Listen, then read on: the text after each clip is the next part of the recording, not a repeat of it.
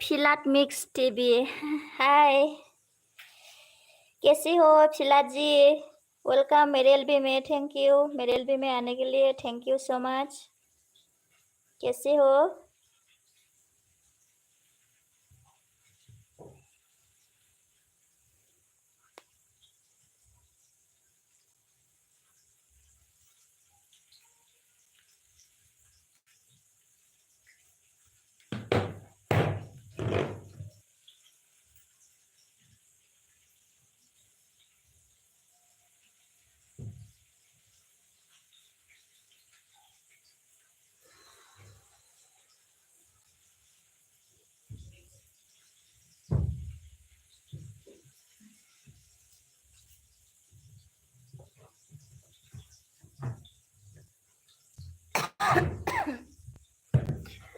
ओमफ्राय जोंहा सोर फैखो? हायना फेमिलि।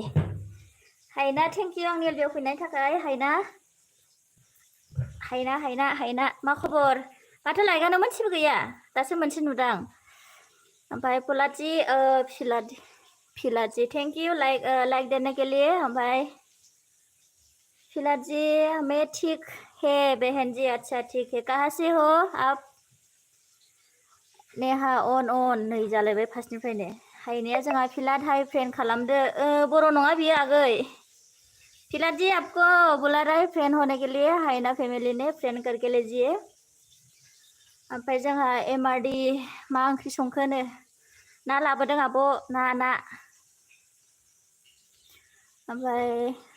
ओइ नेहाखौसो आब' होनलांबाय आं। हेल' होनदों एमआरडीआ। ओमफ्राय जोंहा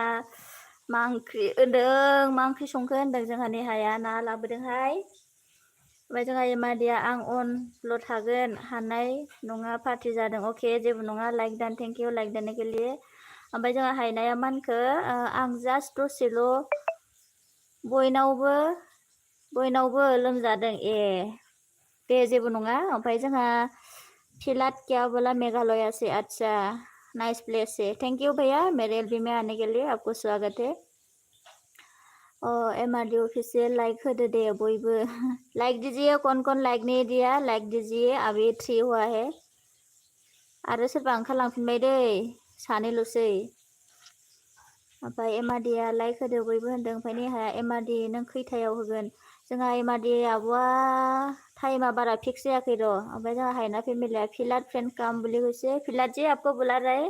हायना फैमिली ने फ्रेंड होने के लिए। हायना नोङो जाहैग्रो थां। बेना ब्लु गैयाना, नोंना ब्लु दङ। लोगो जाहैथां। जोंहा डिग्रेसन आगै फैदों।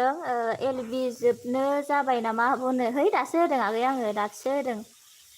ओमफ्राय फिलाट ने क्या बोला? मुझे ब्लू दे दो सपोर्ट करने के लिए। अच्छा ओके, जाने का टाइम है बोल के जाइए भैया, ब्लू ले लो बोल के।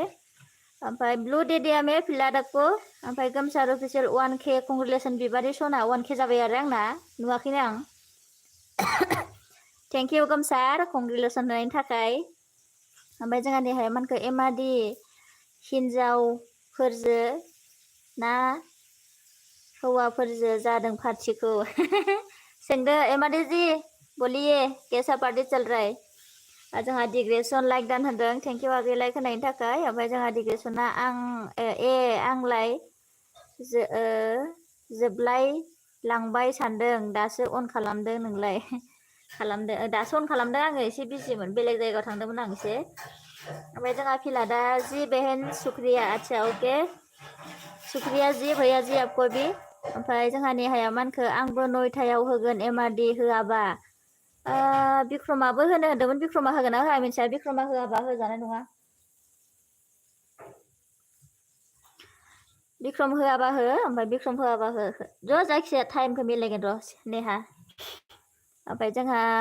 गोमसार अफिसियेला माला आंखौ जोदला लांखोनो? बिदिसो होमबा। ओमफ्राय जोंहा डिग्रेसना मा होनखो? आंसो दासो अन खालामदों होनदों, फात्ता मोनाखै। आदसा दे, आं दासो अन खालामदों, बारा गोबाव जाखायाखै। 7:40 नामाथाय। ओमफ्राय जोंहा डिग्रेसना मा होनखो? आंसो दासो अन खालामदों होनदों, फात्ता मोनाखै। है बे मोनसेखौनो मा फरायबाय थाखो आंलाय? ओमफ्राय जोंहा थेंक इउ आंनि एलबियाव गासैखौबो फैनायनि थाखाय ओमफ्राय जोंहा स्ट्रबालि can you tell me English by the way I don't know English talking okay only Assamese thank you Ashrabali ji मेरे एलबी में आने के लिए थैंक यू सो मच ओमफ्राय जोंहा गोमसार अफिसियेला बिक्रम होगोन होगोम होनदों होगोन मा होगोन दे बिक्रमा होगोन आरोना आदसा बिक्रमा होयोनो ओमफ्राय जोंना आब' एमादेना एसे लेट जागोनदां नोङो 11थानिफ्राय होनो हागोन ओमफ्राय आब' एमादेया 12थानिफ्राय ना मानिफ्राय होगोन होनदोंथाय ओमफ्राय गोमसारा मा होनखो जोंहा ओंखाम जाग्रोनि र' ओंखाम जाग्रोनि अन अके ओमफ्राय जोंहा फुजा अफिसियेल फैदों लाइक दानो जोंहा आगै माबायालाय फुजा अफिसियेल आगैयालाय मानो इमान भाइरेल जायो मानो इमान भिउस फैयो मानसि फैयो इमान ओमफ्राय जोंहा Daju mix TV hello dear 6 like done thank you like देने के लिए दाजु जी थैंक यू मेरे एलबी में आने के लिए थैंक यू सो मच ओमफ्राय अमित दैमारि लाइक डन होनदों थैंक यू अमित आगै लाइक होनायनि थाखाय ओमफ्राय जोंहा डिग्रेसना मा होनखो पार्टि लाद्रायबाय खोमा आब'आ ओंखायनो मोनसे कामेन्टखौनो ओमफ्राय मेगना एसे बोरैबा जादों ओमफ्राय जोंहा बर'नि थै हाय होनदों मा जाखो बर'नि थै मा खबर मोजां ना आश्रबालि तो কি বকি আছা এছামিজ কোৱা হ'ব দিয়া অসমীয়াই কম ओमफ्राय जोंहा नेहा अफिसियेल अन होनदों थेंक इउ नेहा ओमफ्राय जोंहा डिग्रेसन फट'ग्राफार ओंखाम जानि आब' र' दे र' थ' होनदों आरो दे अन दोनबाय थादे ओमफ्राय जोंहा आश्रबा फुजाया मानखो बर'फोरा फैयालै मालाय आंनाव आब' गुबुन हारि गोजासो फैयो आंबो थाङो आगै सिरि लाइक होनानै थायो आं ओमफ्राय नायबाय थायो मानसिफोरखौसो नायफ्लाङो आं आयु मानो इमान बुरजा होननानै आं थाङो दे सिरि सिरि खामै थाङो आंना जायखिजाया आं अन थायो ओमफ्राय आं सानो आरो मानो इमान मानसि जायो फुजा अफिसियेलनाव सानो आरोना आं दे जानांगौसो जेबो नङा थाङो दे बर'फ्राबो थाङो जायहानिखि सम मोनो बे थाङो आरोना फुजाखै ओमफ्राय आश्रबाली কবিতা পঢ়ি আছানে এনেকৈ বুজি পালে পাবা আৰু নাপালে মনে মনে থাকিবা তুমি অসমীয়া কৈ থাকিবা आरो बर'नि थै आं सोर होनदों आरो आं सिनायाखै बर'नि थै नोंखौ ओमफ्राय जोंहा दाजु मिक्स टिभि स' योर फेस डियार स' थेंक इउ ओमफ्राय एमआरडि अफिसियेल चेनेल अन होनदों थेंक इउ आब' अन थाबाय थानायनि थाखाय ओमफ्राय नेहा अन होनदों ओमफ्राय जोंहा एमआरडिया अन होनदों ओमफ्राय डिग्रेसना लागाव अन दोनबाय नोंगौसो होनबा ओंखाम जानायानो औ এমাডিয়ন ओमफ्राय মুনমি পিজিটি 2 বিবাদী ভালনে ভালে আছো মুনমি তোমাৰ খবৰ কি কোৱাচোন ভালনে আজি ইমান দিনৰ পিছত আহিলা যে মোৰ এলবিত মুনমি কিবা হৈছিলানে খা খবৰ নাই আচ্ছা আশিক ভাই আশিক আহমেদ হাই মেম হেই মেম নক'বা দেই বাই বুলি ক'বা থেংক ইউ আশিক জি आंनि মোৰ এলবিত অহাৰ কাৰণে thank you so' much like দিয়াচোন আশিক আশ্ৰবালী লাইক এটা দি দিয়া আশিক কি মনত পৰিলা আজি মোৰ এলবিত অহাৰ কাৰণে আজি প্ৰথম দেখিছোঁ আৰু মনটো খুব ভাল লাগিছে দুটা মানুহ মই একদম আমাৰ ফালৰ পৰা দেখিছোঁ আৰু আমাৰ চাইডৰ সেইকাৰণে মনটো খুব ভাল লাগিলে ओमफ्राय जोंहा मुनमियै কি ক'লে লাইক দান দিয়া থেংক ইউ লাইক होनाय लाइक दियार बाबे मुनमि डिग्रेसन आं जेरावबो थाङो नो दे थानांगौ बयहावबो ओमफ्राय बर' थैया मानखो जिरिसो आंनो आदसा ओमफ्राय मा जाखो बेलेग आइदिजोंसो फैबाय आगै नोङो मा जाखो मेन आइदिजों फै मेन आइदिजों ना बेबो चेनेल दङ ओमफ्राय जोंहा अफिसियेल फुजा अफिसियेला आब' थेवबो बर' लोगोफ्रानो फैबाङा 70 80 गुबुन हारि गोजा फैयो आदसा दे जेबो नङा दे बर'फ्रा आरो माथो होनो एलबि होग्राफ्रा नोंनि टाइमाव मेरला होनाय जायोना फुजा आगै ओंखायनो माने बेनाव थानो ना बेनाव थांनो बिदिबो जायो आरोना दे नोंहा बेसेबांनो जायो जथेस्थ' जेबो नङा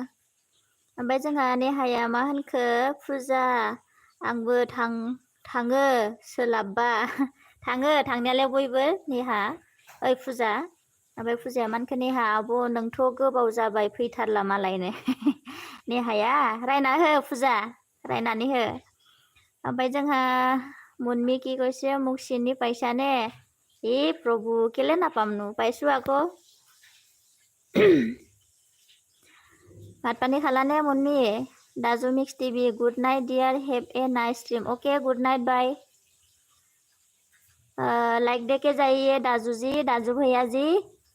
ओमफ्राय गोमसार अफिसियेल बिबारि नों मिनि मिनि दाखो दाखो होबाय माथो नोंलाय आङो ओमफ्राय जोंहा बर' थैया मानखौ लाइक दान होदों मा जाखो आगै नोंना मेन आइडिया मेन चेनेला मा जाखो बर'नि थैया ओमफ्राय फिलाट मिक्स टिभि हायना फेमिलि दान अके हायना आगै नोंखौ दान खालामबायनो थांखोना माखो रिटार्न खालामबानो जाबाय फिलाट जी थोड़ा रुकना पड़ेगा वेट करना पड़ेगा बर'नि थै बेबो मेन आच्छा अके दे जेबो नङा साब खालामना गालां ओमफ्राय खामेन्ट गालांनानै हो दाहाय दै ओमफ्राय नेहा बसुमतारी अफिसियेल फुजा आं सोलाबखायाखै माथो आंबो एलबिखौनो होनो मोनाखै मोनमाराखै दिनैबो होआखै ओमफ्राय आसिक आहमेद मस्ट वेलकाम মেম তো মই নকওঁ আৰু কি খবৰ আছিক ভালনে ভাত পানী খালা নাই আজি কি মন হৈছে সেইটো কোৱা ओमफ्राय गोमसारा मानखो फिलाट कम ज्वाइन मी पक्का रिटर्न फिलाट जी आपको ज्वाइन करने के लिए बुलाया है ज्वाइन करिए फुजा अफिसियेल आबो जेबो मोना आं दाना रावबो फैयाबाबो जेबो मोना माने मानसि जाखायोना नोंना आगै जेबो नङा दे सिन्था खालामनाङा समायना नालाय मोखांफ्रा ओंखायनो मानसि जाजोबा फुजा गोमसार अफिसियेल फुजारि आंथ' थांखाया नोंनाव होनदों ओमफ्राय दाजु mix TV like already done dear okay thank you दाजुजी नेहा अफिसियेल बसुमतारी फुजा नोंनाव मेरला मानसि फैखायो मालाय फैयोथ' आरो दे फैनांगौसो हामिदुल ब्लग मा खबर हामिदुल मोजां आंनि खबरा मोजां हामिदुल कबा बर' भाषा শিকিলে হামিদুল ভালনে খবৰ খাতি থেংক ইউ মোৰ এলবি দেখাৰ কাৰণে দেই লাইকটো মাৰি দিবা দেই ओमफ्राय जोंहा बर' थैया माखो अके जागोन होनदों ओमफ्राय गोमसारा जोंहा बिबारि नों बिक्रमजों माला दोनखारखो बावाखै मैया हरावसो गोमसार ओमफ्राय फिलादा अके गोमसार अफिसियेल फुजा अफिसियेल नेहा आब' मेरला फैबाबो फैनो हायोना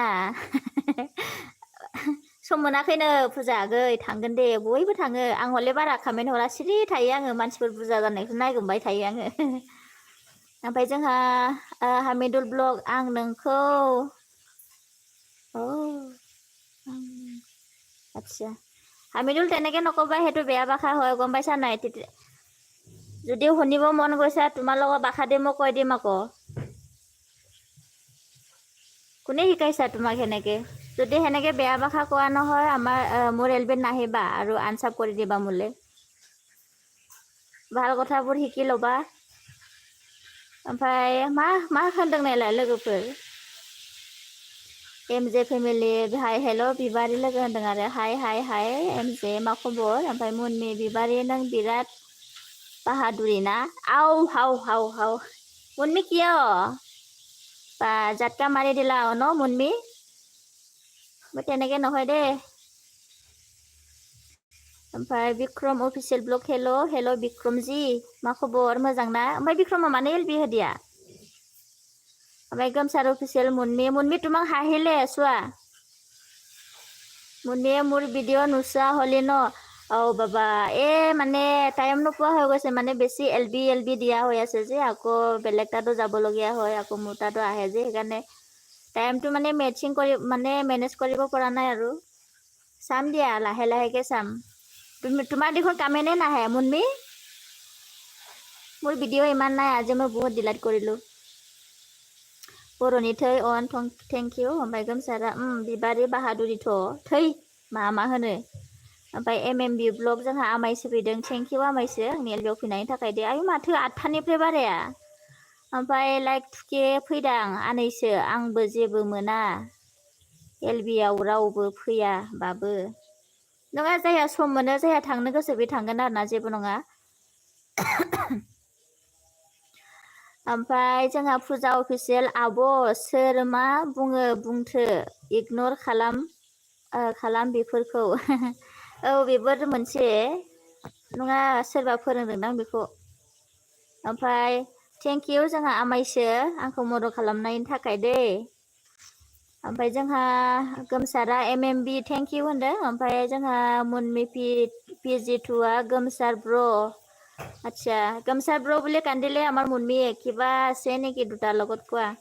ओमफ्राय बिक्रमा मानखौ अन दं अके बिक्रम ओमफ्राय गोमसारा आंसो बानायनो नागिरदोंमोन MMB आमायसो आं हैद सिनायसिन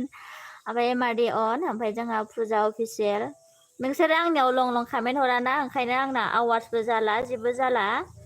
आंसो जाम्बि बायदि हरो नोंसोरनियाव ना MRD आब'खौलाय मा होनो खालि उन अनखौ लं हरनो हायोना ओमफ्राय जोंहा MRD official channel MMB लावगा MMB लावगा आरो लावगा नङाथ' MMB ओमफ्राय फुजा सना होनदों जोंहा गोमसारा ओमफ्राय बर'नि थैया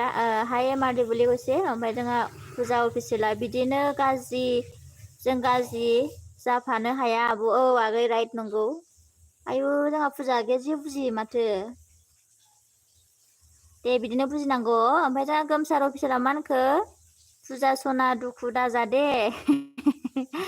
दुखु जायाहाय जोंना फुजा आगैयाना जेबो नङा जाय थांनाया थांगोन आरोना फुजा आगै गोमसा सना आदा होनबाय ओमफ्राय जोंहा मुनमिखि गले ধেমালি খালামদে বিবাৰে আচ্ছা তোমাকতো একো ক'বই নোৱাৰো দেই আমাৰ বড়ো ভাষা তোমাক একো নকওঁ আৰু আমি অকে বুজি পাও মুনমি তুমি নকলে হ'ব ओमफ्राय जोंहा फुजाया गोमसार आदा सना आं बिराद दुखु मानो दे खिथा एसे ओमफ्राय जोंहा MMB ब्लगा जोंबाथाय ना औ ओमफ्राय MJ अन ओइ जे बाहागि नोङो जोंहा जे बाहागि फैदों थेंक इउ जे बाहागि आंनि एलबियाव फैनायनि थाखाय थेंक इउ स' माच ओमफ्राय मा खबर जोंहा बाहागि बोरो सासेयालाय लिंनानै लाबो ओमफ्राय फारुक बरबुया आচ্ছা थेंक इउ फारुक बरबुया मेरे एलबी में आने के लिए थेंक इउ स' माच बर'नि थै ओमफ्राय फुजा अफिसियेल गोमसार आदा नोंहा दुखु जादों ओमफ्राय जोंहा MRD अन होनदों ओमफ्राय नेहाया फुजा र' आंबो फुजायाव बे मुखाब ना मा बुङो बेखौनो गाननानै एलबि होग्रा जासिगोन हां मानसि फैयो फैया फैगोन दे देखाय ओमफ्राय फुजा सना हामा होनदों जोंहा गोमसारा ओमफ्राय मन्जु हाय हेलो कैसे हो थैंक यू मेरे एलबी में आने के लिए मन्जु जी ओमफ्राय आशिक आहमेद लाइव फाले दिसे किन्तु मजा दे কি ক'লা লাইভ ফালি দিছা কিন্তু সেইটো কথা নহয় দে आशिक मात खाला নাই आशिक ओमफ्राय जे बाहागि हा हा हा होनबाय आरो आङो नोंखौ बाहागि ओंखाम जाबाय नामा बाहागि खिथाहरदों ओमफ्राय आरबि मिक्स बय खुलुमबाय होनहरदों खुलुमबाय जोंहा आरबि मिक्स बय ओमफ्राय थेंक इउ आगै आंनि एलबियाव फैनायनि थाखाय मा खबर दे ओमफ्राय मन्जु आच्छा जास्लाबासिनो बेना how are you I am fine मन्जुजी ओमफ्राय बिक्रम ओं होनदों ओमफ्राय MJआ मा होनखो थांबाय थायैखौ टेनसन जाना लाब गैया लोगोफोर जि दं बेनो खुसि जानांगौ औ ओमफ्राय जोंहा SP ब्लग फैदों जोंहा अफिसियेल हेल' होनदों खुलुमबाय आगै नोंथांनिसिम मा खबर गोजोननाय थाबाय नोंथाङा आंनि एलबियाव फैनायनि थाखाय ओमफ्राय जोंहा गोमसार फुजा सना आं बिदिबा गाबगोनसोनो गाबदो दे मादै गाबो ओमफ्राय फुजा अफिसियेल नेहा आंबो नै दानाबा आं मेकआप लायाहाय मेकआप लायाथ' आरो लानायखौ सिनायोना लाया दे फुजा गैया आं सिनायो ओमफ्राय जोंहा फुजा अफिसियेल गोमसार आदा आरा आंखौ गुन्दि बुंदो मालाय हा आरो सोर आरो जाखो खिथालाय नामखौ फुरा होन जोंबो मिथिगोन होनबा फुजा आगै मानोलाय बिदि होनलायलायनांगौ जाखो बिदि होनलायलायनाङा ना हामा ओमफ्राय जे नार्जारिया मा ओंख्रि बाहागि होनदों जा ना बाहागि ना ओमफ्राय बिलाहि गावनिखौ खोन्थायाखै ओमफ्राय जोंहा मन्जु फुजा जइन मी होनदों ओमफ्राय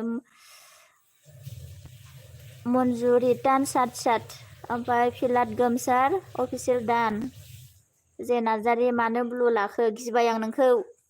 जे बाहागि नोंनो मालाबाबो ब्लु होला आङो ओमफ्राय जोंहा गोमसार अफिसियेल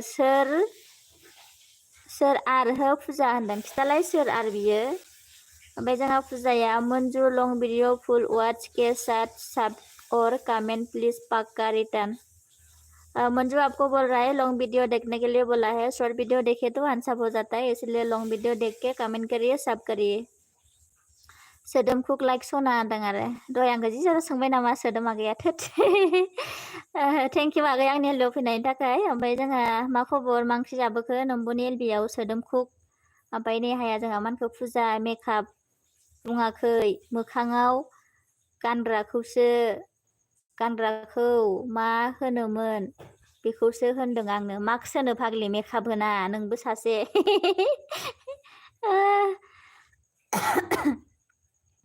ओमफ्राय जोंहा मुनमी কি বাই কলা নেকি নাযাবাচোন থাকাচোন অকমান দেৰি নেকি না বিজি আছা ओमफ्राय Gomsar official okay I am return you ओमफ्राय बर'थै अन होनदों जे नार्जारि बाहागिया फिलाट मिक्स टिभि काम जइन जोंहा फुजा गैया मानखौ गोमसार आदा नेम लाबाबो दाय जागोनसो दाय जानायखौ गिनाङा डाइरेक्ट ख्रा होनांगौ फुजा गै रावखौबो गिनो दरखार गैया गावनि जानानै ओमफ्राय जोंहा सोदोमखुगा टाइम सोलायबाय नामानो आङो एसे माबायाव थांदोंमोनलै बेलेग जायगायाव थांदोंमोन आङो ओंखायनो आङो सोलायथ'दोंमोन ओमफ्राय जोंहा मन्जु हाय मुनमी मा लिरो नामफोरखौबो मुनिम यहाँ पे कोई मुनिम नहीं है मुनमी है मंजू जी फिलाट मिक्स ओंखाम जाबाय बेहेन जी आच्छा ओंखाम जायाखै संगासिनो ओमफ्राय मन्जु अके फुजा होनदो फुजाया मानखो नेहा आब' माबायदि मोखाङाव गानग्रा मोनबा होनदों आरो नों मिथियाखै होनबा फुजा बै मा होनो कर'ना फैदोंमोन जे कर'ना भाइरासाव गानग्रा मास्कआलाय बिदि गाननानै एलबि होनसैनो बियो नोंहा मेकआपखौ बुजिदों मेकआपानो लिरदों बियो लिरनाया मास्क होननो रोङासै बियो सोरखौबा लादोंदां गोसोआव ओंखायनो होनब्रेबाय ओमफ्राय जोंहा मन्जु हाय फिलाट जोंहा बिरा फैदों लाइक दान आब' गायदे अके थेंक इउ जोंहा बिरा आंनि एलबियाव फैनायनि थाखाय लाइक होनायनि थाखाय इलाय माबा दंथ' फुजा दंथ' जोंहा बिरा आयु फुजा नोंखौ मोनसे खोथा होनां जोंहा बिराखौ सिनायदों सोर नोङो रेबेल ना बियो बयनिबो एलबियाव थांबाथाय मा होनो फुजानि एलबियाव थाङाखै आब' होनो आंनि एलबियाव फैयोबा आंखौ होनगोन ओमफ्राय सोरनिबा एलबियाव थांबा बेखौ होनगोन बिदि होनो बियो ओमफ्राय मानसि लिंनानै लाङो नोंनियाव मन्जुआ माबा फुजा गै बिराया रेबेला ओमफ्राय जौगाथों अफिसियेल हाय डार्लिं होनदों आच्छा जौगाथों थेंक इउ आंनि एलबियाव फैनायनि थाखाय ओमफ्राय मा खबर दे जौगाथों ओमफ्राय आरबि मिक्स गोदान दंबा लोगो खालाम दे ओइ फिलादा दं नामाथाय आरबि आगै ओमफ्राय जोंहा फुजा अफिसियेला रेनुआ मानो मा जालायनायमोन हामाहाय बिदि नांलायलायनो हौवाफ्राथ' हौवा बारा माबालाया र' बे हिनजावफ्रानो खुगाफ्रानो बारा नालाय नांलायनाय खमलायनाय जायोलै मानो होनखो बिबा माबा जादोंमोन नामा फुजा आगै ओमफ्राय सोदोम खुगा बिदि टाइमावनो एलबि होनांगौ नङाबा 6निफ्राय 8थासिम सोलाबा दे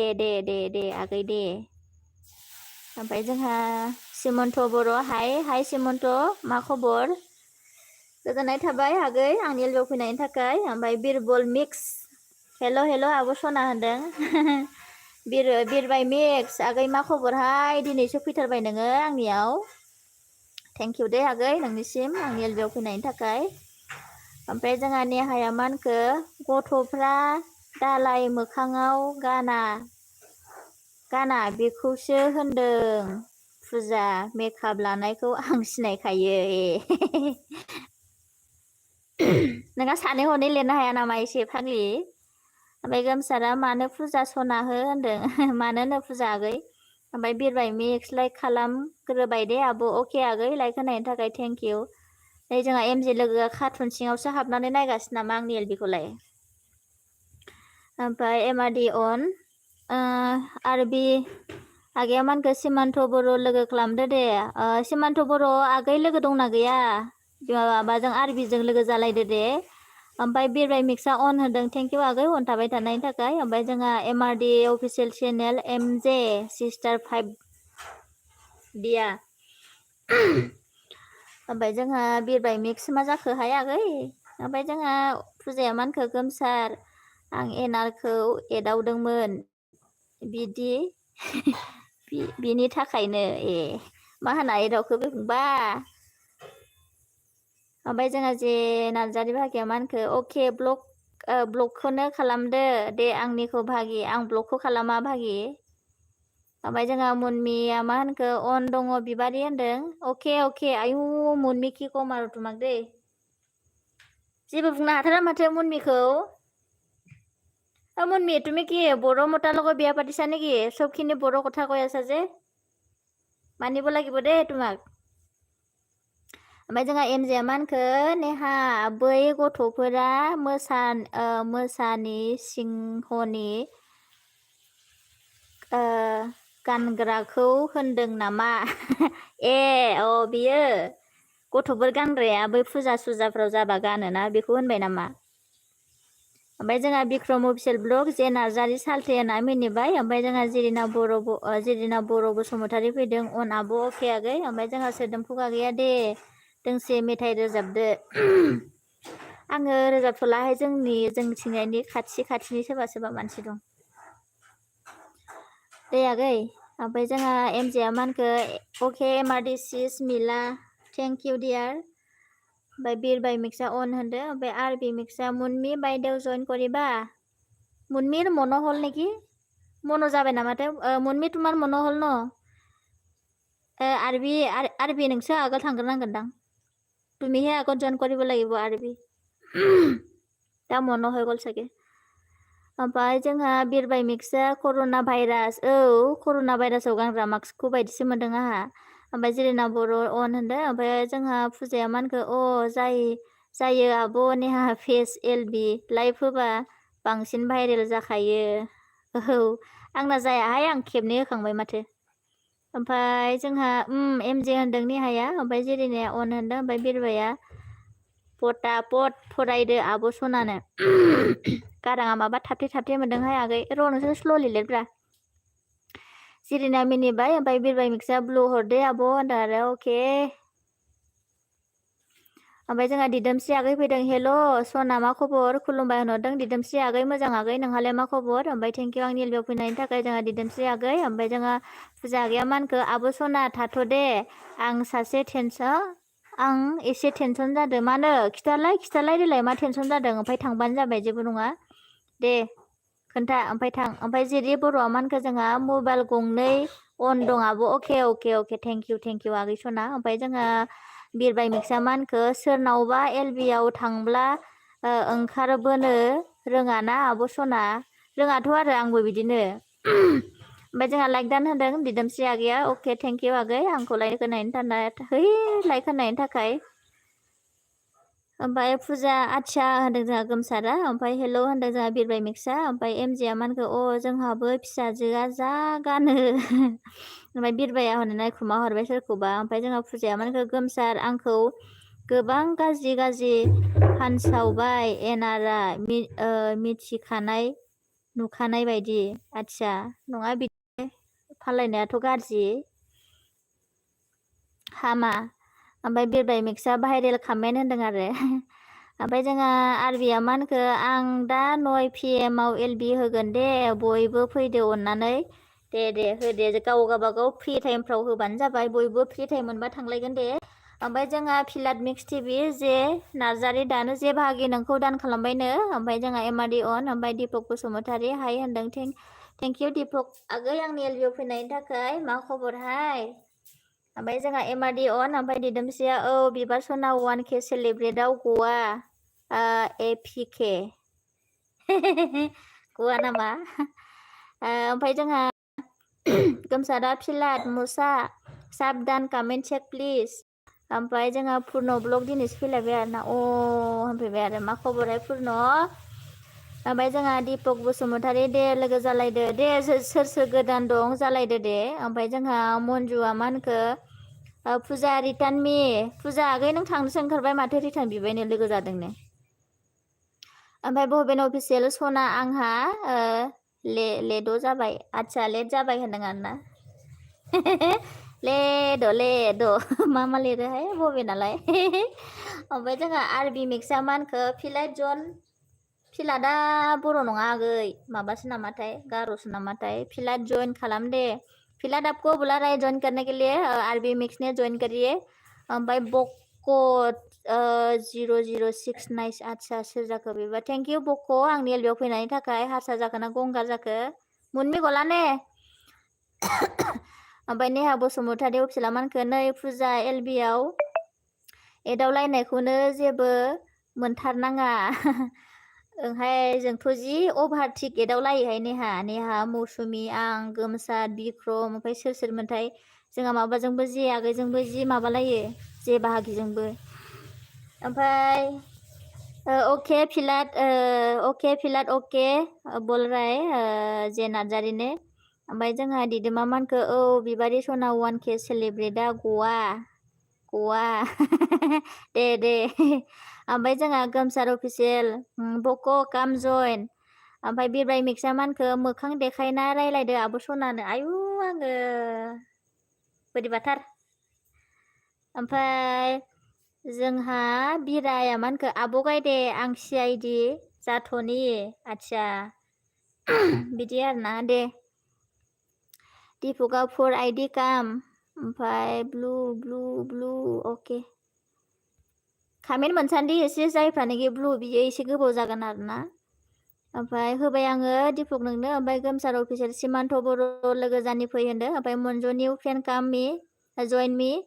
ओमफ्राय जोंहा पुर्नआ मानखो मा ओंखाम ओंख्रि जाखो मानसिफ्रालाय जोंहा जाथ'वाखै संगासिनो जोंहाना ना ओंख्रि पुर्न नोंहालाय मा ओंख्रि ओमफ्राय फुजाया मानखो जोंहा नेहा आब' आं एनारखौ एदावदोंमोन ओमफ्राय आंहा दाय जाबाय दा आंखौ मानसिफोरनि सिगाङाव गाज्रि फानसावदों आरो रेनुआबो आंखौ गुन्दि होरि होनना स्टेटास दोनदों आयु बिदिसो आरोना हासोगौलै मानसिफ्राबो दे नोंहा सिरि थाबानो जाबाय फुजा आगै जेबो नङा दे गाबोन समफोरनो मोजां जाफिनगोन LB फ्रावल' थांलायलायबाय थालायलाय ओमफ्राय जोंहा मन्जुआहाय दीपक होनदों आरो ओमफ्राय जोंहा जे नार्जारिया ब्लु होनदों आरो सोरजों लोगो जानो जे नार्जारि ओमफ्राय बक हाय बुलि কৈছে ओमफ्राय मुनमिया अन दिया थेंक इउ मुनमि जोंहा दीपक बसुमतारी हेल' मन्जु होनदों ओमफ्राय गोमसार अफिसियेला बिबारि बाहागिनो ब्लु होलाय आं होलाया नों बाहागिखौ आं गिबायहाय खाथ्राथार गासिबो रोंजोबथारो ओमफ्राय जोंहा फिलाट मिक्स टीवी बहन जी ब्लू रिटर्न करो ओके ठीक है आप जा रहे हो क्या फिलाट जी थैंक यू थोड़ी देर मेरे LB में रहने के लिए आशा करती हूँ और कल आएगा इसी सेम टाइम में ओमफ्राय जोंहा दीपक बसुमतारी अन होनदों ओमफ्राय मन्जुआहाय बक होनदों दीपक बसुमतारी ब्लु होदो दे ओमफ्राय जोंहा मन्जुआ फिलाट जइन मी फिलाट अभी जा रही हो ना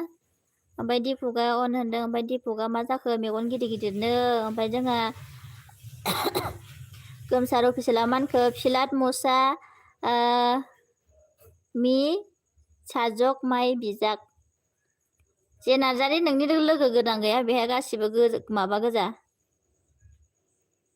गोजा मा खालामगोन खिथा दे होमबानो होगोन आं ओमफ्राय जोंहा MJ ब्रह्मआ मानखो अन होनदो ओमफ्राय जे नार्जारि ब्लु हो जे नार्जारि बाहागि खिथाग्रो नोंखौ आङो अयथासार मोनथारबायहाय ओमफ्राय मन्जु मेरी LB में भी आया करो अच्छा कितना बजे में देता है मंजू आप ज़्यादा रात में देता तो जा नहीं सकता है जल्दी सोता है हम लोग ओमफ्राय बिराया ओइ मुनमि दे आजिखालि मोर ভিডিঅ' ব্লগ ভিডিঅ'টো নাচাই মুনমি এতিয়া আহিলে নহয় তুমিও বোলে নোচোৱা ओमफ्राय जे नार्जारि ब्लु खिथाग्रो जोंहा जे नार्जारि बाहागि होमबासो होगोन आं ओमफ्राय जोंहा आरबि मिक्सार फिलार लोगो खालाम दे होनदों। ओमफ्राय जोंहा गोमसार अफिसियेला एमजे आब' मा खिथुजों खिथु फोनांनाय फिक नामा? जे नार्जारि आं नोंखौ मिनिनो ओंखारबाय, नोङो आंजों जकिं खालामदों आरो ना। ओमफ्राय मन्जुआहाय बिरा जइन मी होनदों। ओमफ्राय नेहाया जोंहा नै रायजोफोर सोर सोर आंनि फेस नायो दा फै आं मोनायावसो नुजायो। आदसा मोजां मेकआप खालाम नोङो, लिपस्टिकफ्रा एकदम गोजा गोथां फोनथार। ओमफ्राय जोंहा ओइच बसुमतारी फैदों लाइक दान आब', थेंक इउ आगै आंनि एलबियाव फैनायनि थाखाय। ओमफ्राय मा खबर? ओमफ्राय जोंहा मबाइलफ्रा चार्ज होनो मोनबाय नामा? कारेन्ट फैबाय ओइच आगै। ओमफ्राय जोंहा फुजाया मा होनखो? मन्जु दान चेक होनदों, चेक। ओमफ्राय भबेन अफिसियेल फुजाया मबाइल गोदान मोनलानो बिनिखायनो फुजा टेनसन जादो। ए मालाय बेहाबा बेसे गोथौ दुखु जानानै दं बेसेरा जादजा होनजानानै। ओमफ्राय मन्जु लाइक दान आप जा रही हूँ, ओके थैंक यू। फ्रेंड बनना हो गया मंजू जी। ओमफ्राय जोंहा मन्जु अफिसियेल हेल'। ओमफ्राय फुजाया भबेन होननानै मिनिबाय आरो। ओमफ्राय जिरिना बर' अन होनदों, मन्जु अके फुजा। ओमफ्राय जिरिना बर'आ अन होनदों। ओमफ्राय गोमसार अफिसियेला फुजा सना जेबो गोसोआव लानाङा बेफोरखौ। औ जाबाय जोब्बायना। होमबाबो बुंजानाय मथे गुड गुड मोनो आरो। ओमफ्राय बिराया अके मन्जुदि होनदों। ओमफ्राय जोंहा जिरिना अन होनदों। ओमफ्राय जोंहा राभा बर' मिक्स हाय हेल' बिबारि आब' होनदों। राभा मा खबर आगै? दिनैसो फैलायबाय आंनियाव ना। ओमफ्राय थेंक इउ राभा आगै आंनि एलबियाव फैनायनि थाखाय, थेंक इउ स' माच। ओमफ्राय जिरिना बर'आ जोंहा मा होनखो? अन होनदों। ओमफ्राय मन्जुआ बिरा अभी रिटार्न कर देती हूँ आपको भी। ओमफ्राय जोंहा नेहाया मा होनखो? फुजा बांद्राय जाथारदों होनबा नोंसोर गोजाननिसो नङा जानो? औ गोजाननिसोबालाय आरो। ओमफ्राय फुजा अफिसियेल गोमसार अ सोर मा बुङो बुंबाय थाथो आं जेबो मोनला। औ दे जेबो नङा। ओमफ्राय जिरिना अन। ओमफ्राय जोंहा गौथम फैदों नाब्लाया, नाब्ला आंहा दासोनो नाब्ले आंहा दासो। ओमफ्राय गोमसारा मनज अफिसियेल खाम जइन मी होनदों। ओमफ्राय राभा बर' मिक्स 19 लाइक दान आब', थेंक इउ आगै लाइक होनायनि थाखाय। ओमफ्राय MRD अन। ओमफ्राय जोंहा फुजाया मा होनखो? नेहा आब' गोजानसो नुफेराखैबो सिनायाबो नोंसोरखौ जेरै लोगो मोनदों बिसोरखौबो बिदिनो लोगो मोनदों। आदसा। ओमफ्राय जोंहा गौतमा मा होनखो? फुजा गालि आइडि हरदोलै। ओमफ्राय नोंसोरखौबो बयखौबो गालि होनो नामा? हो? ओमफ्राय जोंहा फिलाट मिक्स टिभि आरबि मिक्सार बय दान। ओमफ्राय पुर्णआ जिरिनाखौ लोगो जानो थिन सना। आदसा जिरिना नङा पुर्णा, नोङो आगोल जाग्रो। जिरिनाया दा थांथ'नाय नङा। ओमफ्राय नोंनो दा एलबि जोब्बा रिटार्न होगोन खोमा दे। ओमफ्राय जोंहा फुजाया मा होनखो? एदावलायनायखौनो आंबो जेबो मोना, बेखौनो आंखौ एसेबां गाज्रि दावराव खालामनो। दे खायफाजोंलाय आरो रुजुजायाना। ओमफ्राय जोंहा दिदोमस्रिया मिनिबाय बिबार गुबुनसो फरायनाय कामेन्टखौ। बिबारा आं हिन्दीसो लिरदोंमोन कामेन्टखौ। जानो मा लिरदोंमोनथाय? बर' नालाय बर'सो थांबाय थायो आंहा। ओमफ्राय गोनो गोथो जायो। हिन्दीफोर रायग्रा फैबा गोनो गोथो जायो। ओमफ्राय हारसाफोर फैबा एसे गोनो गोथो जालायलाङो। ओमफ्राय एमादे गोमसारहाय ड्रिंक करना है तो। आदसा। ओमफ्राय आरबि मिक्स अके होनदों। ओमफ्राय जोंहा आरबि आगै जायजों गोदान दङ नोङो थांग्रोना लोगो जा, रिटार्न खालामगोन दे बिसोरो। ओमफ्राय जोंहा फुजाया मा होनखो? गौतम आं टेनसन जादों दिनैनो। देहाय जोब्बाय आगै माथो टेनसन जाबाय थानांगौ जाखो? ओमफ्राय जोंहा भबेन अफिसियेल फुजा आंना बिएबासो टेनसन खालामदों। बिफा नोंनो दुर्गा फुजायाव दख'ना होआ बुंदों नामा? ओमफ्राय बिराया जोंहा मन्जु में थोड़ा बिजि हो आप पहले सब कीजिए। ओमफ्राय जोंहा गोमसारा मानखौ फुजा सना गाव थिग थाबानो गुबुना जेबो खालामनो हाया। मालाया जेखि बुङा गोसो बुंथों बाथो। औ राइट। बिक्रम होनदों ओमफ्राय नेहाया आंथ' गोमसारखौ जि जावखायो गाज्रिसो मोनो ना मायो थाय गोमसारा आं हले ओरैनोसो दै बेहाय रावबो गाज्रि मोनग्रा गैयाहाय बांसिनानो गाज्रि मोनग्राया एसेयावनो मोनखायो बै धेमालि बुजियै मानसिफ्रासो एसेयावनो एसे गाज्रि मोनो आयु आंबोथ' जि खदाल जावनाय बायदि जावो सोरखौबा ओमफ्राय आंना रागाया दसेनो जोङो ओमफ्राय दसेनो जोबोबो आंना ओमफ्राय आंना अननायाबो बारा दै मानसिफोरखौ थाबबो अनो आङो ओमफ्राय रागा जोंबाथाय गाज्रिथार आरोना आङो ओमफ्राय जोंहा बबेना मा होनखो फुजाया मा होनखो बबेन आंहा बिहेबनि जेबो टेनसन जायाखैहाय आंनि बिहेब आंखौ मालाबाबो टेनसन खालामा औ ओमफ्राय राबाया मा होनखो गोमसार ब्र मा ओंख्रि जाखो होनदों ओमफ्राय मनि चेनेल नमस्ते खुलुमबाय होनदों ओमफ्राय Manish channel like done thank you Manish ji मेरे एलबी में आने के लिए और लाइक देने के लिए थैंक यू सो मच कैसे हो मनीष जी ओमफ्राय मनीष जी अन थैंक यू ओमफ्राय जोंहा एमआरडिया बिक्रम बा बिदिसो दिनै आंना बेलथायनाङाल' नोङो एमआरडि ओमफ्राय जोंहा नेहाया फुजा जेबो नङा दे होनदों ओमफ्राय आरबिया मा होनखो फिलाद जि दान ओमफ्राय जोंहा मनीषे हास्राय ओमफ्राय फुजाया मा होनखो गोमसार आं जेबो बुंफिनलाबो सिरि थागोन आंखौ जि बुङो बुंबाय थादो औ सिरि थाबानो जाबाय आरो बुजिनानै मालायनि सिङाव थानायानो आसिबाद गोनांबावसो ओमफ्राय जोंहा नेहा आब' होनदों फुजाया ओमफ्राय पुर्णआ मा होनखो आंना दालि आलुसो आयु नोंबो सिफु बायदिसो ओमफ्राय गोमसारा मा होनखो फुजा सना टेनसन लानाङा मालायनि थाखाय गावनि खर' गोसोखौ दुखु दाहो औ ओमफ्राय जोंहा बिक्रमा बा एमआरडि होनदों लुबैसोबाय नामा बिक्रम गोमसारालाय लुबैना लुबैयाखै ओमफ्राय आरबी आ गया मन मनीष जी काम मनीष आपको बुला रहा है फ्रेंड होने के लिए आरबी ने ज्वाइन करिए मनीष अन ओमफ्राय मंजु भिरा रिटार्न मी ओमफ्राय बिरबाया अन होनदों थेंक इउ आगै अन थानायनि थाखाय ओमफ्राय एमआरडि गोमसार बा आंना दिनै हालाहाय नोंजों ओमफ्राय मनीष गैयाबोला आरबी भाई नमस्ते ओमफ्राय जोंहा बिरबाय आगै अन होनदों नायखुमाबै हनै ओमफ्राय फुजाया मानखो गोमसार औ थेवबो गोसोआव बोरैबा मोनोथ' आरो दुखु मोनोना एसे बोरैबा मोनो आरो ओमफ्राय जिरिया जोंहा पुर्न लोगो खालामदे होनो पुर्नआ लोगो जाग्रोनो रोङाहाय जिरिया आगै स्क्रिनशट मारिना ला नोङो दा लोगो जाहर कमेन्ट मोनबासो रिटार्न खालामहरनो रोङो बियो ओमफ्राय बिरबाया मा जाखो नायखुमा हरबाय नै जोंहा सिफु फैदों हाय हेल' बाजै सना नै फैलायबाय ड्राग आच्छा मोखाङा गाज्रि दा मोनसै दे लाइक दान दे अके जोंहा माबा सिफु आंनि एलबियाव फैनायनि थाखाय ओमफ्राय लाइक होनायनि थाखाय थेंक इउ स' माच मा खबरहाय सिफु मा ओंख्रि जाखो ओमफ्राय एथि आगै अन होनदो ओमफ्राय जोंहा आरबिया नमस्ते मनीष जी ओमफ्राय जोंहा मन्जु अन गुड नाइट अके मन्जु जी ओमफ्राय जोंहा नेहाया है आंहाथ' बिक्रमखौ गेजेर आइ लाभ इउसो होनखायो होनबाय था नोङो हायोबा लाबावसो ओमफ्राय राबाया मानखो हाय हेल' बिरबाय ना ब्र मा ओंख्रि जाखो ब्र होनदो ओमफ्राय मनीष चैनल आरबी भाई मेरा पास ब्लू नहीं है अच्छा ठीक है मैं आपको ब्लू दे रहा हूँ आप फ्रेंड करके ज्वाइन करके लीजिए ओमफ्राय गोमसारा ओइ बिबारि फाग्लि माथो सामफ्रामबो साब्रै साबा साब लायो आं माथो बाराया खमायनायसो थायो आंनाबो खमायो बारायोब्रा ओमफ्राय जोंहा एमआरडिया मा होनखो ओइच बसुमतारी चिर्स बा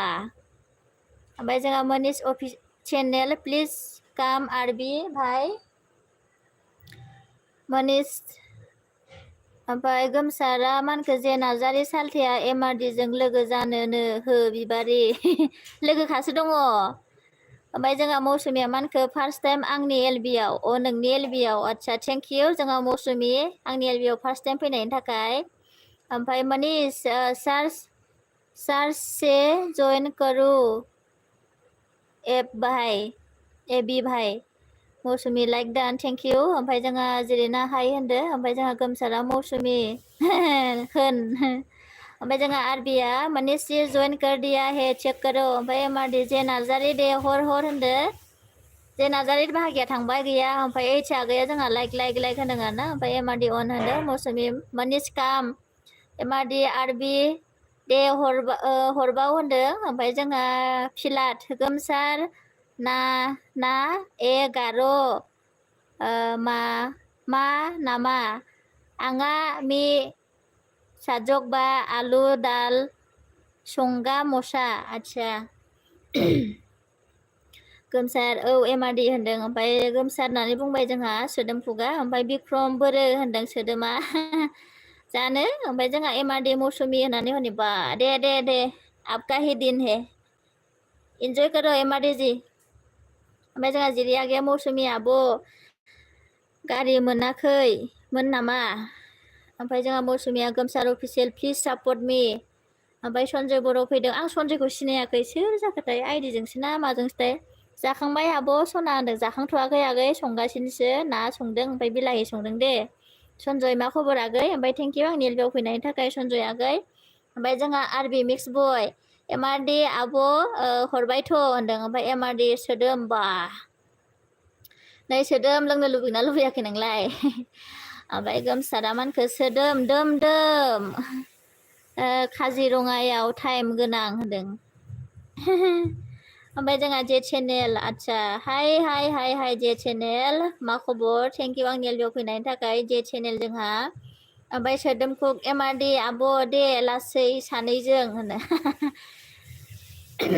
ओमफ्राय एमआरडीया माला कामेन्ट गैया होनदों ओमफ्राय जोंहा मौसुमि बि जिरि मैसो गारिजोंसो फैदों आइसोर गद्रक होनलायबाय बे खटक होनलायबाय बे मौसुमि ओमफ्राय Aksu Pattaka like done okay thank you Aksu Pattaka ji like देने के लिए और मेरी लाइव स्ट्रीम में आने के लिए थैंक यू सो मच आपको देखे तो मेरे मन बहुत खुश होता है ओमफ्राय जोंहा ओइचागैया मानखो मा बाथोन देबाय थाखो आब'नो ओइ लोगो सासेया माबादों ओंख्रि संगासिनो दङ ओमफ्राय आं एलबि होदों आरोना ओमफ्राय जोंहा अक्सु पट्टाका राधे अक्सु जी हर हर महादेव हरे कृष्ण कैसे हो सभी मैं ठीक हूँ सभी ठीक ठाक है आप कैसे हो अक्सु जी ओमफ्राय एमआरडी सोदोम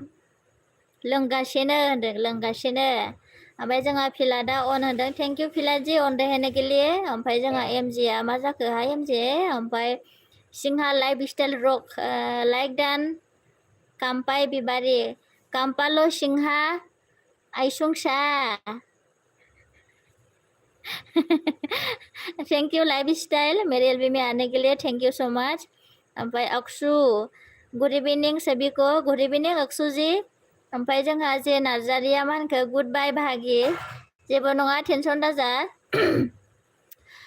बाय ओमफ्राय जोंहा अक्सु पट्टाका हाय होनदो हाय बुलराय ओमफ्राय जोंहा अक्सुए हेलो मेरे भाई बहन ओके हाय हेलो अक्सु जी ओमफ्राय लाइफ स्टाइल प्लीज जॉइन কৰিছা যোনে নিউ আছে আমাৰ লাইফ ষ্টাইল লগত জয়েন কৰিব পাৰিব ओमफ्राय जोंहा मौसुमिया Gomsar official join me please MRD रोजे ओमफ्राय जोंहा आरबि मिक्सार बय मनीषी रिटार्न करो ओमफ्राय सोदोमफुक एमआरडी आब' दा फेनानै कमेन्ट्स बोरैबा लिरफ्लांगोन र' दा गाव एलबि होबा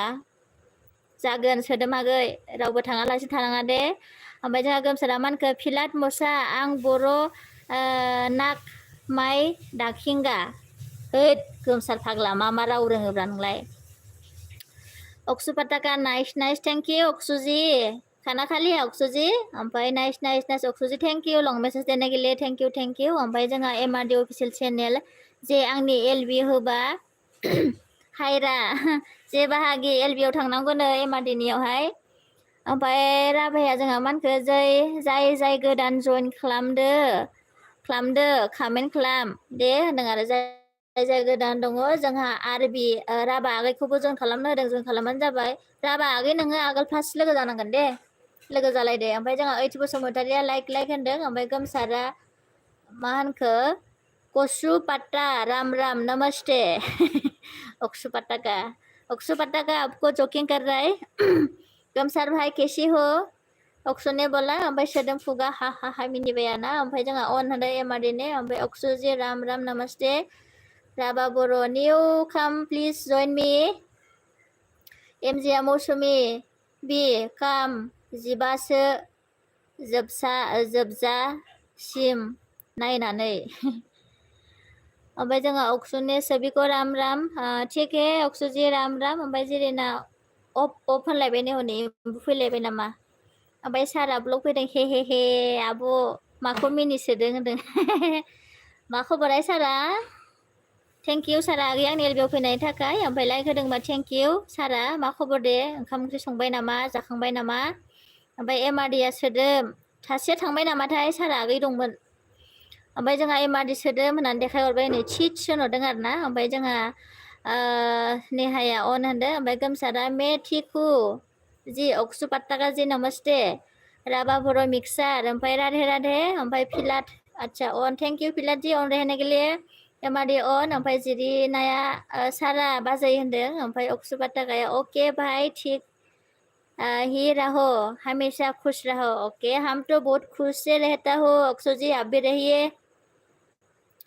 ओमफ्राय मौसुमिया गोथाव मिनिनाय दे आब' बिबारि आच्छा दे मौसुमि आगै मावजि मनीष चैनल आरबी भाई आपको सर से ज्वाइन करा प्लीज चेक ओमफ्राय जोंहा अक्सु पत्ताका नाइस थेंक इउ अक्सु जी सारा ब्लग जिरेना आगै मा खालामदों होनदों ओमफ्राय आरबी मिक्सआ अके होनदों ओमफ्राय शिफुआ लाइक दान होनदों आरो थेंक इउ लाइक होननायनि थाखाय जोंहा शिफु ओमफ्राय जोंहा अक्सु पत्ताका सुपर डुपार ऊपर से दुपार ओ क्या नाम था उसका शिल्पा शेट्टी ने ऐसा बोलता है ना अक्सु जी सुपर ऊपर से सुपर कैसा बोलता था देखो याद नहीं है ओमफ्राय गोमसारा मानखो मनीष काम ओमफ्राय इच्छा गैया अन होनदों ओमफ्राय अक्सु पत्ताका बिबारी दीदी कैसी हो खाना हो गया मैं ठीक हूँ अक्सु जी आप कैसी हो बोलिए अभी खाना बना रहा है मेरे फ्रेंड ने अभी खाया नहीं है खाएगा ओमफ्राय जोंहा एमआरडी मनीष जी काम मनीष चैनल ओमफ्राय आरबी भाई आपको सर्च से डन अच्छा सर्च करके फ्रेंड करे तो बहुत ही अच्छा है मौसुमी राइट होनदों आरोना ओमफ्राय अक्सुने सुपर थेंक इउ अक्सु जी ओमफ्राय एमजे ब्रह्म फेमिलि जिटिटि बर वाचिं फर फेभरेट थास' बिबारजों ना ओंख्रि आहा ओमफ्राय जोंहा मौसुमि नङा माथो होनदों आरो ओमफ्राय जोंहा Manish चेनेला sister please blue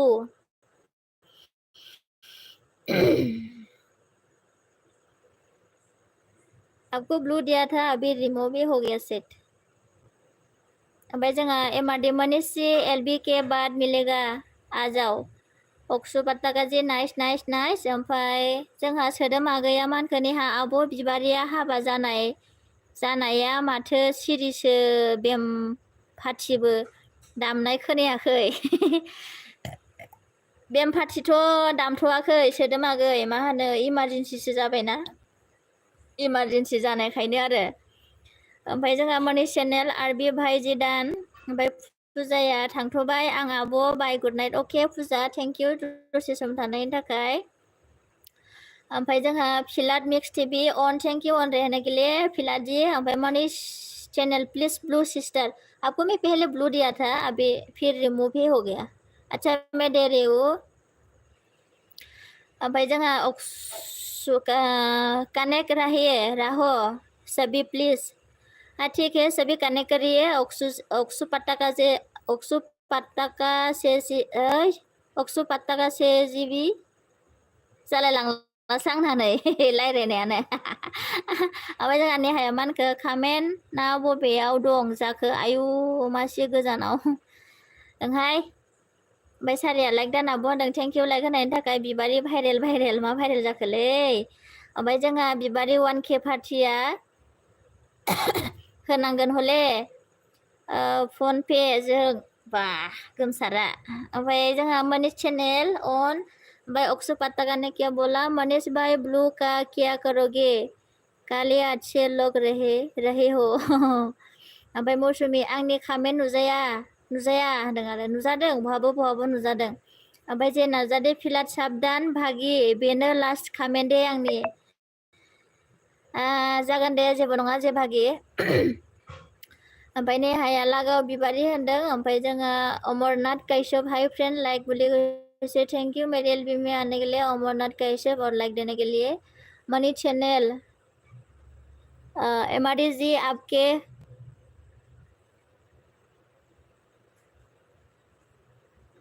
MRD जी आपके होम सर्च से आ रहा ओमफ्राय नेहा मानखो मौसुमि नुदों माथो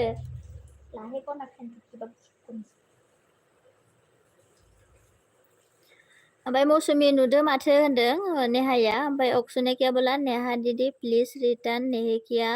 हे तो कर दो। ओमफ्राय जोंहा माबाया मा होनखो एमआरडी रजे नार्जारि होनदों। ओमफ्राय गोमसार अफिसियेला एमआरडी फाग्लि होनदों। ओमफ्राय मौसुमिया नेहा होनदों जिरिनाया आब' बिबारि 1K नि मा जाहोगोन देनो गान खननानै खोनासंहोगोन आं ग्रुपाव। ओमफ्राय जोंहा ओइथि बसुमतारी आगैया आंनि कामेन्ट नुजाया नामानो दासो नै आं जि नुदों बेखौनो फरायदों दे। ओमफ्राय जोंहा एमआरडीया गोमसार होननानै हनै फानलु हरबाय। ओमफ्राय जोंहा अक्सुने क्या बोला बिबारि दीदी कहा पढ़ रहा हो आज आप हाँ पढ़ रही हो आप आज कमेंट छोड़ के गया क्या अक्सु जी ऑन थैंक यू। ओमफ्राय एमआरडी एच हाय सोदोमखौ एदावलायनायखौनो मानसि टेनसन जायो नोंसोर फारसे खोनासङा फारसेथिं हगारहर खोनासंना फारसेथिं हगारहर होनदों आरो। ओमफ्राय जिरिया मानखो मा बेलाय गुमै गोमसार होनदों आरो खोन्थाहरदो गोमसार। अक्सु अन थेंक इउ। ओमफ्राय जोंहा मौसुमिया बिबारि सी इउ सना आस अके। ओमफ्राय जोंहा ओइथिया गैया एमआरडी केसि हो आप। ओमफ्राय सिफुआ मानखो आंनि कामेन्टखौ फरायला माथो हरिब खम नुयो नामालै होनदों। नङा कामेन्ट फैनायफोरखौथ' आं फरायदों फरायनायालाय। ओमफ्राय फिलाट अन होनदों। ओमफ्राय गोमसार अफिसियेल दाबोनो नोंखौनो गोसो थोयो दाबोनो नोंखौनो मोजां मोनो सिरि सिरि सिखावै नोंखौ हास्थायनाया जाफुंथोंनो आइसोर जाफुंखांबाय दा नोंनालाय गोमसार आरो मा जाफुंनांगौ। ओमफ्राय एमआरडी एच बसुमतारी बासु हो गया अच्छा। अक्सुने क्या बोला बिबारी इतना देर में पढ़ेगे तो सारा हलवा पूरी खत्म हो जाएगा। अच्छा बहुत कमेंट है मेरा दिमाग भी खराब हो गया मैं धीरे धीरे स्लोली पढ़ रहा है। ओमफ्राय जोंहा सोदोम टाइम गोनां होनदों आरो थेमा गोनां होनदों गोमसारा। ओमफ्राय नेहाया कामेन्ट हरथ'नाङा र' फरायखावनो हायाखै होनदों आरो हामाराखै। ओमफ्राय अमरनाथ गुड इभिनिं फ्रेन्ड गुड इभिनिं अमरनाथ जी। ओमफ्राय सोदोम कुक आंखौ सोरबा जेसेबांखि एदावा आं रावखौबो गाज्रि मोना आब' नेहानो बिदिनोथ' जानांगौ आरो। ओमफ्राय जोंहा जयन्ति बर'हाय होनदों आरो जयन्ति बर' थेंक इउ आंनि एलबियाव फैनायनि थाखाय मा खबर जयन्ति। ओमफ्राय जोंहा मौसुमि कामेन्ट होनदों। ओमफ्राय अक्सुजि केले केले केले केले ले लो केले। ओमफ्राय जोंहा नेहाया मानखो सोदोम मा ओंख्रि संखो होनदों। ओमफ्राय सिफुआ दाउ जों आलु होनदों आरो बा गोथावथार। ओमफ्राय जोंहा ओइथिया गैया लाइक होनदों आरो अक्सु अन। ओमफ्राय गोमसार सालथे नमस्ते होनदों। ओमफ्राय एमआरडी जयन्ति भाइरेल जादों होनदों। ओमफ्राय जोंहा सोदोम खुगा गोमसार नै एदावबा नों गाज्रि मोनलांगोनसो दहाय मा होननायमोन होनदों। ओमफ्राय जोंहा नेहाया कामेन्ट अफ होनदों आरो ना दे नोंसोर कामेन्ट खालामबाय था कामेन्ट हरालासिनो थानाङा कामेन्ट हराबालाय मा जागोनखाय आरो। ओमफ्राय अक्सुने क्या बोला आलू दाल में नमक कम है सिफु दीदी। ओमफ्राय जोंहा फिलाट गारो एन बर' काबि सेम अच्छा हाँ सेम होता है काबि। ओमफ्राय गोमसारा मानखो है सोदोम नोंबो हिमालय हाजोनि दैसो। ओमफ्राय सनजया मोजां होनदों। ओमफ्राय सोदोम खुगा माबा भाइरेल जाजानो गिनाङा फाग्ला होनदों आरो। ओमफ्राय मौसुमि आलु दालि होनदों। ओमफ्राय बा एमआरडी ओके आप इन्जय करिए एमआरडी जी। ओमफ्राय डिजे बर' ब्लग फैदों जोंहा थेंक इउ डिजे बर' आंनि एलबियाव फैनायनि थाखाय। हेल' दिदी व्हाट फुड डु इउ आगै इंलिस रोङालै आगै ओंखाम जाथ'वाखै संगासिनोसो ना ओमफ्राय बिलाहि ओमफ्राय थेंक इउ आंनि एलबिआव फैनायनि थाखाय दे ओमफ्राय मा खबर दे नोंहा ओमफ्राय सनजय बर' सिनायाखैबा होनदों आरो सिनायाखैथ' आरो नोंखौ आं सोरथाय ओमफ्राय जोंहा ब्लगार टि सांमा हा हा हा ब्र' ओमफ्राय ओइच बसुमतारी हेल' होनदों ओमफ्राय एमआरडि अन होनदों ओमफ्राय जोंहा डीजे बर'आ मानखो हेल' दीदी मेरे को इंग्लिश पढ़ने के लिए नहीं आता जी सॉरी ओमफ्राय जोंहा आई हेभ काम टु योर चेनेल आच्छा अके काम माय चेनेल वेलकाम ओमफ्राय इट लुक्स स' बिउटिफुल अके ओमफ्राय जोंहा सोदोम खुगा मानखो गोमसार हिमालय नङा जोंना अरुणाचल हाजोसो होनदों ग्रोब होनो रोंथारगौ सोदोमाबो ओमफ्राय आलु दालि होनदों आलु खिलु होनदों मौसुमिया ओमफ्राय ओइचा गुड इभिनिं अल नमस्कार বুলি কৈছে ओमफ्राय ब्लगारा मानखो मिनि हरबाय ओमफ्राय फिलात मौसुमि बि आलु दालि ओमफ्राय बिरा आब' मौसुमि खिसहत आंनो होनदो ओमफ्राय जोंहा ओइचा गाहाम मोनाबिलि लोगोफोर होनदो ओमफ्राय अन होनदो ओमफ्राय गोमसारा जोंहा मौसुमि आलु दालि होनदो ओमफ्राय सोदोम खुगा मौसुमि डिग्रेसन गैया माथो दङ अन दङ ओमफ्राय एमआरडि अन होनदों ओमफ्राय बिक्रमा लाइभ सोर होगोन बिक्रम नों होयोबा होदो दे आं दोनबा नों होदो ओमफ्राय जेदिया हेल' दिदि व्हाट फुड डु इउ आयु आं रोङालै इंलिसखौ आगै ओमफ्राय जोंहा मनिसा एमआरडि सिस्टार आपको सार से जइन कर लिया फुल वाट्स डान ओमफ्राय जोंहा मौसुमिया भिरा लिप किस नामा होनदों आरो ओमफ्राय गोमसारा मा होनखो जोंहा आलु दालि होनदों ओमफ्राय सोदोमा एमआरडि होनानै माबा हरबाय ओमफ्राय जोंहा डिजे बर' ब्लगा मा होनखो हेल' मिस्टार हेल' डेजि ओमफ्राय इचा लोगोफोर गासैबो मोजाङैनो दंजोबो ना औ मोजाङैनो दं आगै आंबो ओमफ्राय एमआरडि अके मानिस ओमफ्राय डेजि बर'आ मा होनखो आं रोंलालै बेखौ ओमफ्राय गोमसार अफिसियेल आलु दालि होनदों ना ओमफ्राय बिराया औ आब' मौसुमि होनदों मौसुमिया गैया आब' सोदोम होनदों आरो दङ माबा खामानि मावगासिनो होनदों ओमफ्राय मोननि चेनेल गोमसारजी आपके हुम आ रहे हु ओमफ्राय ओइचा मानखो सम आरो बोथोरजों खारफानो सोलों लोगोफोर ओमफ्राय डिजेया मानखो ओमफ्राय जोंहा सोदोमा मानखो मौसुमि आगै होनदों ओमफ्राय गोमसारा आलु पियास होनदों ओमफ्राय एमजेया औ दे अके ओमफ्राय जोंहा सम थानायावनो मावना लाखा लोगोफोर होनदों ओइचा गैया ओमफ्राय डेजिया मानखो हाय होनदों ओमफ्राय एमआरडिया आंनि एलबि होबाहाय बावबो खोनासंनोबा मादि रेड खालामगोन होनदों आरो मौसुमि अन डेजियो हास्राय मनीष काम पक्का रिटार्न गोमसारा बुंदों मनीषा सोदोम सिस्टार नमस्ते ओमफ्राय फिलादा गोमसार अफिसियेल गारि साले गारो आगाना मानादे नामेंगामा मी साजक मा दादा ओमफ्राय मोननि चेनेल सोदोम सिस्टार पक्का हुम आराय आयु जि गोलाव खालामनाय दं माथो ओमफ्राय सोदोम बारा डाइरेक्ट होननाङाब्रा होनदों आरो ओमफ्राय सिपु ओमफ्राय लाइक होनदों ओमफ्राय जेरिना अन ओमफ्राय सोदोम खुगा बालदेब लाभ इउ होनदों बालदेब फैदों आरो बालदेब जी थेंक इउ मेरे एलबी में आने के लिए नेहा जी राधे कृष्ण ओमफ्राय माने सिस्टार ब्लू ले लीजिए ओके ले रहा हूँ मैं ब्लू ओमफ्राय जोंहा जेरिना अन होनदों मनीषा फरायबाय आं ओमफ्राय बालदेब सोदोम जी राधे कृष्ण ओमफ्राय सोदोम खुगा शिप फैबाय हो होनदों आरोना ओमफ्राय अविनाश थैंक यू अविनाश मेरे मोर एलबी राहा गाने थैंक यू सो माच की खबर अविनाश ओमफ्राय जोंहा ओइसा मा होनखो कारेन्ट फैदों आं 10टा PM आव होनो हागोन आच्छा दे होबानो जाबाय बालदेब गोमसार जी राधे ओमफ्राय सिफुआ मिनिबाय गोमसारा मनीष मुझे क्यों साफ ने किया ओमफ्राय जोंहा बिक्रम सिखो गोनां जाहारबारि फाग्ला होनदों सोदोमा ओमफ्राय जोंहा मेलेलिया ब्लू लेलिया ओमफ्राय जोंहा मेथिखु बालदेव जी मेथिखु ओमफ्राय हेल' भाभी जी हेल' मनीष ब्लू लेले जी ओमफ्राय सोदोम खुगा सोर 1K जासिगोनहाय होनदों आरो जाग्राफ्रा जाबायानो ना ओमफ्राय नेहा फ्रेन्ड हुआ বুলি কৈছে अविनाशे कमेन्ट फरायख'नो हाला आं लोगोफोर कमेन्ट बारबाय आं ओमफ्राय एमआरडि बाय बुआ आब' एमआरडि नोंहाबो ओमफ्राय मानि चेनेल ओमफ्राय जोंहा जेरिना आइसक्रिम जाबाय हनै अबिनाश जेरिना बर' फ्रेन्ड हुआ তুমি আগত হোৱা অবিনাশ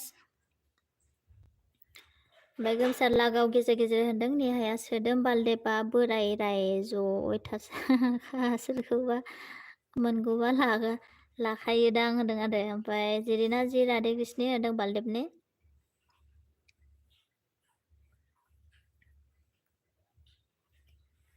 सोर होगोन ओमफ्राय लायनालाय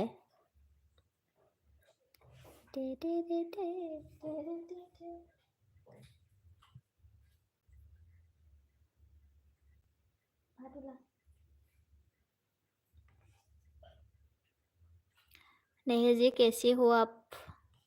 नेहा जी कैसी हो आप ओमफ्राय बिक्रम सालथे लागाव होनदों आरो बिक्रम एलबि होगोन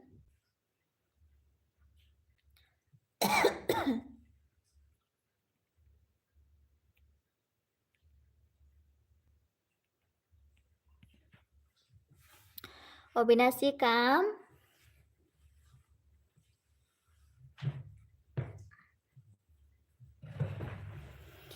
बालदेब क्या देब देब देब देब देब नेहा होनदों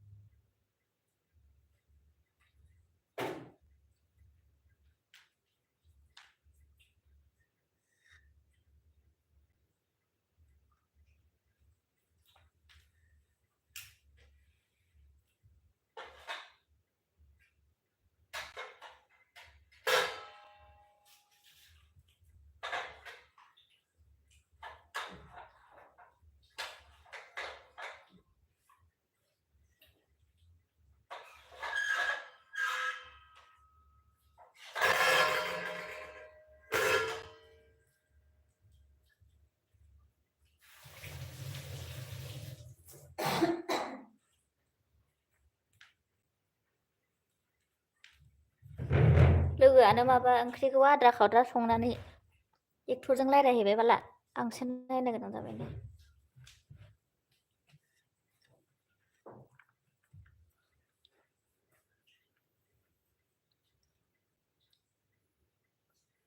कुसु कुसु होता है नामा सोरजों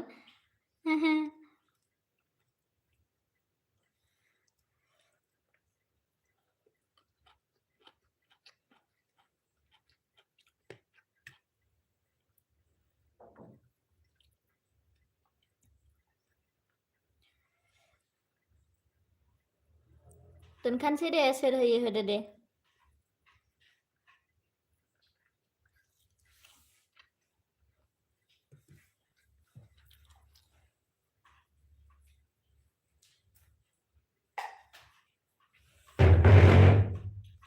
दे होमबा ना लोगोफोर दोनसै दे